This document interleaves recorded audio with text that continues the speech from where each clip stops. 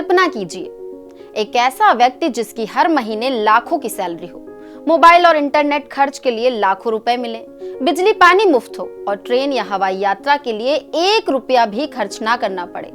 सुनने में ये किसी बड़े बिजनेसमैन या रईस व्यक्ति की कहानी लगती होगी, लेकिन ये हकीकत है हमारे देश के सांसदों की। दरअसल भारत की संसद 2 हिस्सों में बटी है, लोकसभा और राज्यसभा।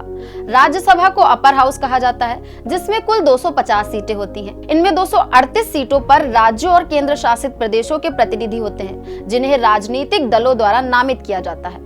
वहीं बाकी 12 सदस्य राष्ट्रपति द्वारा नामांकित किए जाते हैं, जिनका चयन कला, खेल, देश सेवा या अन्य क्षेत्रों में उनके उल्लेखनीय योगदान के आधार पर किया जाता है।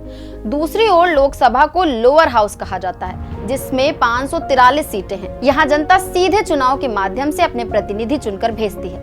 अब सवाल ये उठता है कि इन सांसदों को मिलने वाली सैलरी और भत्तों पर सरकार कितना खर्च करती है। भारतीय सांसदों का वेतन और सुविधाएं संसद सदस्य वेतन भत्ता और पेंशन अधिनियम 1954 के तहत निर्धारित होती है। इस अधिनियम के अनुसार सांसदों को हर महीने 1 लाख रुपए का मूल वेतन दिया जाता है। इसके साथ ही 1 अप्रैल 2023 से लागू नए नियमों के तहत सांसदों की सैलरी और दैनिक भत्ते में हर 5 साल में वृद्धि की जाती है।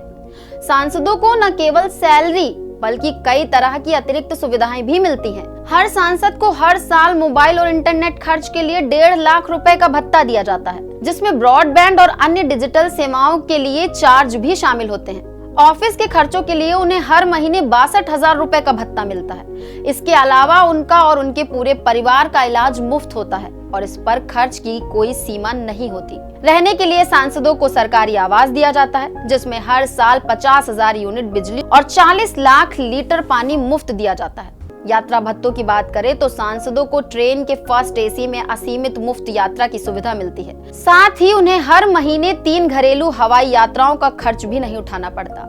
इन सभी भत्तों और सुविधाओं को जोड़कर देखा जाए तो सरकार एक सांसद पर हर महीने करीब 6 से 7 लाख रुपए खर्च करती है। इसमें वेतन भत्ते, मुफ्त यात्रा और अन्य सुविधाएं शामिल हैं। इतना ही नहीं, 5 साल का कार्यकाल पूरा करने के बाद हर सांसद को 25,000 प्रति महीने की पेंशन भी दी जाती है। जनता के प्रतिनिधि होने के नाते सांसदों की जिम्मेदारियां बड़ी होती हैं और उन्हें निभाने के लिए उन्हें ये सुविधाएं दी जाती हैं। लेकिन सवाल ये है कि क्या ये सुविधाएं वाजिब हैं और जनता के पैसे का सही उपयोग हो रहा है? ये बहस का विषय है। आपने अपने आसपास तमाम नेताजी को देखा होगा। तो दोस्तों, आपकी क्या राय है? क्या हमारे सांसदों को दी जाने वाली ये सुविधाएं उनकी जिम्मेदारियों के अनुपात में है या उन्हें सीमित करने की जरूरत है? अपनी राय हमारे साथ जरूर साझा करें। धन्यवाद।